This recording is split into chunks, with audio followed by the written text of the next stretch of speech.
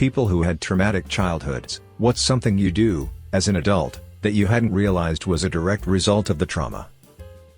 Asking for permission to do literally anything, double-checking that I was doing the right thing, and always second-guessing myself. Like to an abnormal level. Yep. I'm 33 years old, make 6 figures, and when me and my husband are out, running errands on the weekend, I will ask his permission to go use the bathroom or to buy a drink or anything. It's ridiculous. And I know, if people hear me doing it, they will likely assume he's abusive, but nope, just 18 years, living with an abusive father. I realized, I'm toxically independent. I have an extremely hard time asking for help, because I never had it. Exact same here. My mindset is, I'd rather learn how to do it myself, than inconvenience someone else with it. Good in some ways, because I've learned a lot of new skills, terrible in other ways. I do not prioritize myself.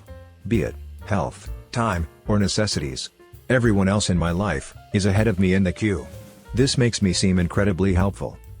Being helpful allows me to be present without being a target. Being helpful allows me to avoid my own problems, because I'm too busy helping everyone else with theirs. Being helpful allows me to feel valuable, instead of expendable. The only time I ever really take care of myself is, if I know it will impact my ability to take care of someone else. It's the only way I've found to make healthier choices, and it's still barely enough. Always being apologetic, or never being able to make decisions. If I don't make decisions, then I can't make the wrong choice. And if I don't make the wrong choice, my friends or loved one won't be disappointed. And if they are not disappointed, they won't hate me. I learned, the hard way, that not making a decision is still a decision. And it can be just as, if not more so, disappointing than the wrong decision. If you are not decisive, you will find yourself lost, and it will be hard to find your way back. Make a decision, make mistakes, learn from them, so you can grow as a person. Something I do, that I recently learned other people don't do is, constantly pay attention to my surroundings. I listen for footsteps, doors opening and closing, people's voices, water running in the pipes, cars pulling into the driveway, on and on. As a kid, I needed to know who was in my house and what they were doing. I'm the same way. My hypervigilance has led to a kind of super hearing, where I hear things long before other people, like sirens or a car with a loud stereo bass. Unfortunately, this makes having quiet, peaceful times damn near impossible. For that, I need to put in earbuds and noise-canceling earmuffs, but then I hear my heartbeat. At least that noise is mine. I do get anxiety with certain noises. Like when the kids outside my apartment are screaming, like they are being murdered, or constant tapping or thumping, like a loud stereo bass. It's like water torture to my brain. Overthinking. Predicting and preparing for worst-case scenarios.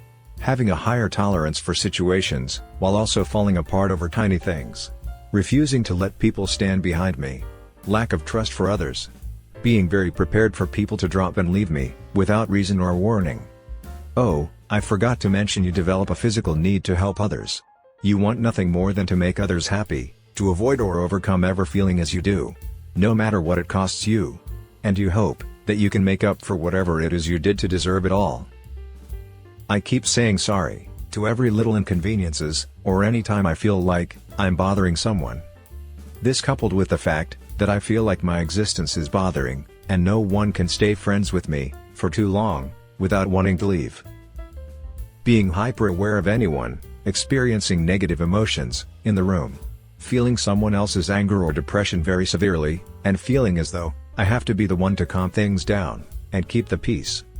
Seconding this one. I remember reading the line, being an empath isn't a superpower, it's a trauma response. I was mind blown. It's a skill I can't switch off, unless I'm with really old friends that I know love and accept me. Edit. Now, I have to empathize with all your comments, damn it. Adrenaline dump, at the slightest hint of conflict. Remember kids, if your brain can't make dopamine, adrenaline will do in a pinch. Just don't rely on it for 25 years. Don't forget to consider yourself lazy, because you can't get anything done, because you haven't exited fight/flight mode in 25 years. I am 54, always have it in the back of my mind that anyone that says they love me has an ulterior motive. Edit. I made this comment while on first break at work at about 8 AM or so, and I'm just now, at nearly 5 PM, being shocked and saddened on how many replies and upvotes there are. We all deserve better, when we were kids, didn't we? I hope that all of you find the true love you very much deserve and never, ever, have reason to doubt that love. I people please at all times. I thought I was kind, but I'm actually trying to be as agreeable as possible, out of fear. Do you ever feel like there's a time limit to new relationships as a result? I do exactly the same. Be agreeable. My mind races to think of every possible way in which something that I do or say could be misinterpreted, so my conversations are all just crazy happy and smiley, and interested.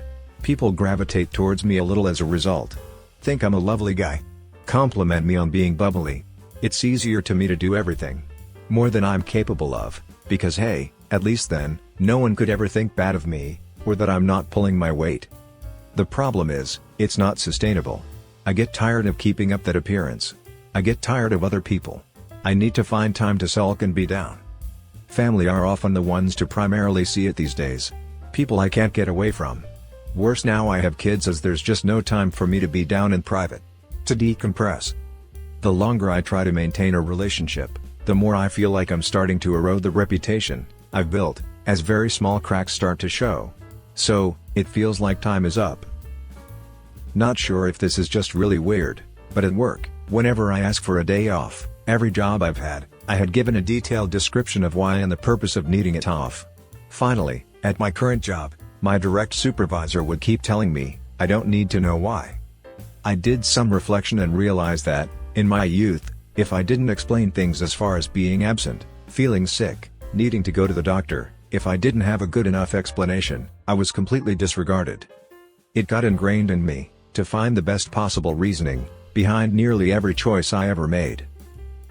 Getting overly attached to people way too quickly, which usually pushes them away, and just destroys me over and over again. This really hits home for me. The lack of affection, empathy, and attention from my childhood causes me to attach to partners very quickly, and it absolutely ruins me when they break up with me. I go from so elated and happy to depressed and broken, which is where I'm at now.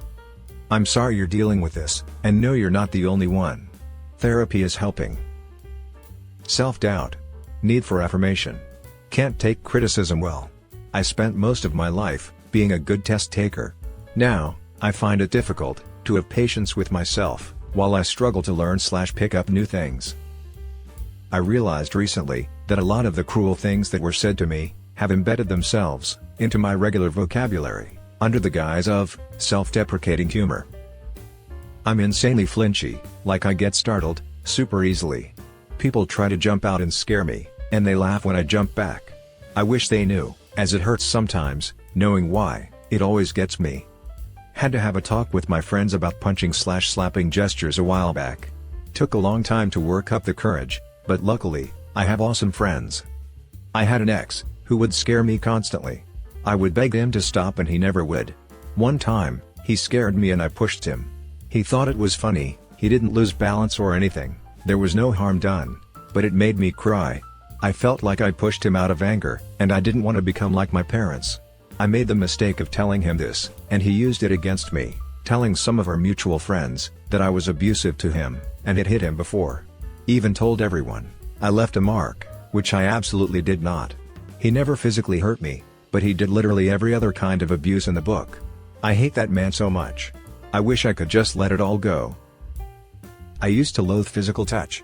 After much contemplation, I realized I didn't trust anyone enough to make myself vulnerable, even for a hug. I can definitely relate there. I've grown more accustomed to hugs, but I wonder how difficult it will be for me when I get into a serious relationship.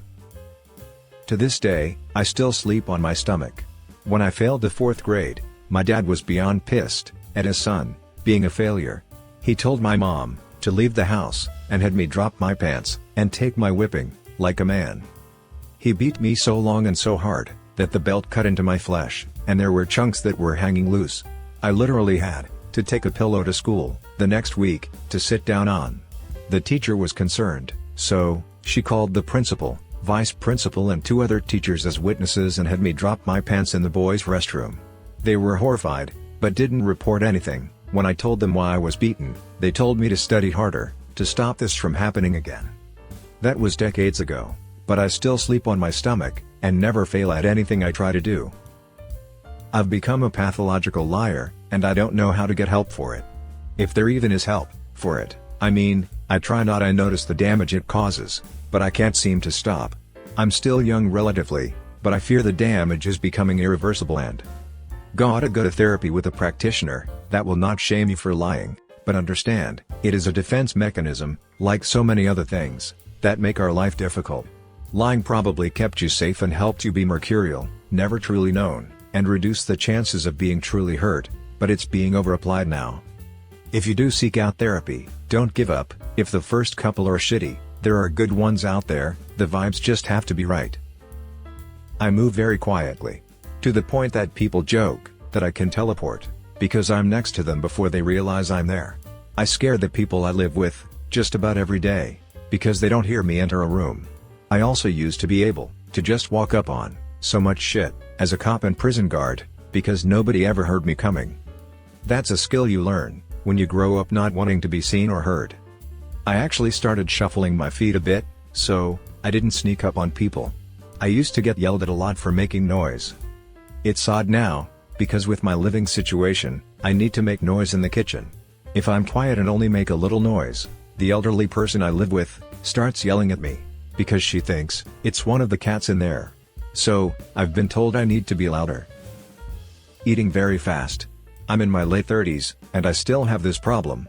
When we were given food, we usually had to fight siblings, as there was never enough for us. At holidays, specific around Thanksgiving, I lost track of how many times my stepdad would get angry and throw the entire turkey dinner away. For good measure, he would spray the entire garbage can with bleach, so we couldn't pick it out of the trash. So, when you got food in my house, you would eat it as fast as you could, before it was stolen from you. Don't worry though, had mountains of Pepsi products, though. Anytime my mom brought home anything from the grocery store that was remotely good, my stepdad would take it and hide it. He had a whole mess of trauma from his youth, and one of those things was food insecurity. Mom once bought a 12-pack of Dr. Pepper in cans, and he concealed them all over the house. We treated it like the world's most effed up scavenger hunt. I think my favorite hiding spot of his was in the toilet tank. I only just realized this about a month ago.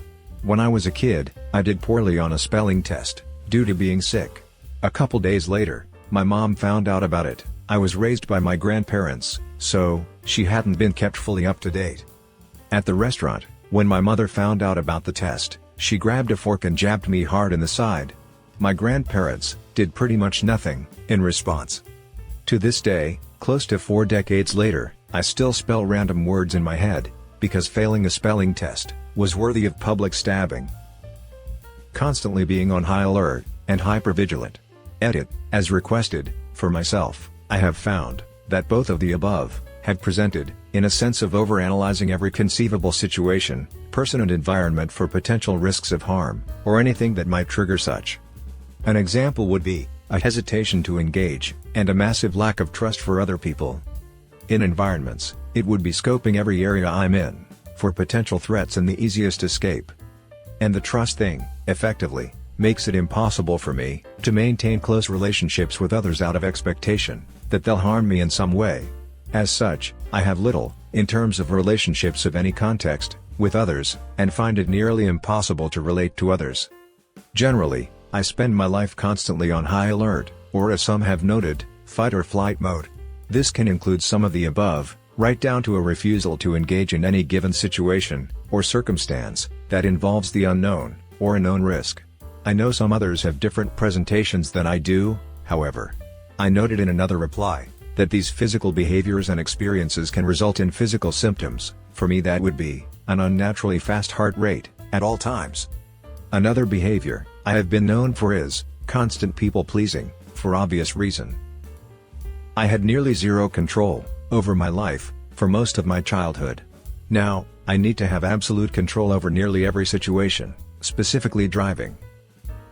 I chose not to have kids of my own because of the trauma my parents inflicted. That one I knew about. The big one I didn't know about was masking. Always being afraid to show my own personality, likes, feelings, or interests, because I subconsciously feared that people would use them to make fun of me and reject me. I also have an aversion to obese people, because one babysitter I had, when I was 5, thought it'd be funny to sit on me, until I couldn't scream anymore. She was about 300 pounds. Also, not using spices on my food as an adult. Growing up in constant survival mode, food wasn't something I got to really enjoy. I read people and situations. I can generally note someone's mood pretty quickly, not necessarily pinpoint what they are feeling of why, but generally pretty close. People always tell me that I'm the first to notice when someone is feeling low, or when something is wrong. I used to think I had some kind of gift for empathy, until I realized that, no, I have hypervigilance, caused by years of feeling unsafe. I generally catch details that everyone else misses, but can't remember 99% of the other stuff told to me, or that I see, unless I'm being self-aware. I have a complicated relationship with being loved. I never feel worthy of it. I was molested repeatedly as a kid, 6, by an older neighbor kid, 11, and didn't unpack and process it until much later in life. They were being molested by their dad at the time, so I don't hate them, just sad about the whole ordeal. I can't have music up loud, like above normal speaking volume, and if I have headphones in, they're really low volume, or I'm only wearing one earbud, just in case there's someone trying to get my attention. I'm terrified of being called for and not hearing it. Also, I apologize for absolutely everything, and I'm a people pleaser to a toxic degree. I recently had an epiphany that I've been self-sabotaging any potential weight loss goals I could achieve, like, I could be doing well and be down a couple pounds, and then as soon as I see the physical results on my body, I start binge eating, lol. I know now it's because of an incident in my childhood that has made me really fear attention from men. Being overweight, wearing baggier clothes, just make me feel safer in public. Edit, I'm so sorry how relatable this is. I've ruined multiple relationships, because I never believed they loved me. It's incredibly frustrating. Deep down, I don't believe I have anything in me that a person would fall in love with. So, when they tell me they love me, I get suspicious and upset, and start sabotaging the relationship. I figure, there must be an ulterior motive, and that they are manipulating me.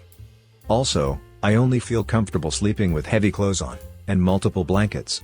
When I was a kid, the man who abused me made me sleep naked, and would sneak into my bed at night. Sleeping the way I do now is the only way I feel safe. I would guess it's a result of the abuse. Man, that first one hits. Your second paragraph fills me with so much horror that I can't even deal with it. And I was beaten into the hospital on several occasions by my parents when I was 12 and under. I'm so sorry. And like, when you get to the point where you can't reasonably refute the idea that they actually love you, do you start looking for what's wrong with them? Something minor goes wrong, because I made a mistake, I think, it is all over, ruined, and everything is my fault. I feel I should just go crawl into a hole and die. Just thought on this again, and I guess that's why I like animal rescue videos, mother cats raising an abandoned pup. The after part, the transformation that some love and care bring. No one did it for me, but it warms my heart to see it done for another, no matter that they're not my species. Violent outbursts, to high-stress situations, inability to talk about past negative experiences without reliving those memories and having an emotional reaction. What up, complex PTSD? EMDR therapy has helped me a lot, so if it's something that can be made available to you, I'd suggest looking into it. Money. I tend not to waste it. Bathroom shy. Meaning, I have trouble going if people are in a public restroom, or if I hear people talking outside the door. This stems from when I was a child camping. My uncle took a pic of me pooping in the woods. They would bring that pic out every get-together and laugh at it, because they knew I was embarrassed by it. Good job, guys. What is it about screwy relatives laughing at a child's embarrassment? My parents developed a bizarre habit around a certain tunnel in my hometown. Supposedly, as an infant, I'd found this tunnel interesting and made typical amused baby noises. For years afterward, whenever we used the tunnel, they'd imitate baby noises at me. I never understood why they found this so amusing. Was I supposed to be embarrassed that I'd been an infant? Or because they were acting weird? Really, it was just tiresome after a while. But to this day, I'm baffled about their motivation. I'm always worried that I'm breaking some law anytime I do anything in public. For the longest time, I would only go out to do the bare essentials, because I was overwhelmed with guilt if I went out just for fun. Anytime someone is nice to me, I always assume they want something, and that it's just an act. Therapy helped me understand so much. My absolute terror of getting in trouble, or being confronted with something I've done wrong, has been one of the hardest things for me to deal with. It makes it hard for me to even take criticism well, because I just automatically anticipate something terrible happening whenever I make a mistake. Veiled. This week, my new therapist pointed out that my eating disorders are a trauma response. I have issues with food scarcity, and food is love, as well as some contamination fears that may rise to OCD. And that's because of trauma, rather than congenital. My mother was a binge eater. I was a very underweight child. She didn't keep food from me, but there were times where she would let me participate in her binges, and then tell me something we ate was rotten, and we needed to throw up, or we would die. She would purge herself, then turn and force me to throw up. It took me a long time to understand that none of the food had gone bad. I never picked up her habit of bulimia, but I have an intense fear of spoiled food and throwing up. I have been told I am an excellent chef, but I hate cooking for people, because I am terrified I will make them sick. My issue with food is for comfort. I eat my feelings. If I'm relaxing, and someone walks into the room, I will immediately act like I was in the middle of doing something, or about to start doing something. I have to be busy, in the presence of other people. I also move around very quietly, and shut doors softly, without thinking about it. It was best to be invisible, growing up. This one may not have wide appeal, but I don't spend money on myself. My fiancé and I have a joint bank account, where we both put most of our money for bills, rent, gas, etc. But I put like 90% of my checks in there, and never touch it for anything personal. Even things like food, I'm incredibly stingy with myself, but if my fiancé asks if she can use joint for something, I say yes, 100% of the time. I think this may come from a rough relationship I had through my high school years where I worked 2+ jobs at once, and if I didn't take my partner out to dinner 5+ times a week, she was mad at me. I just realized this while reading through the replies.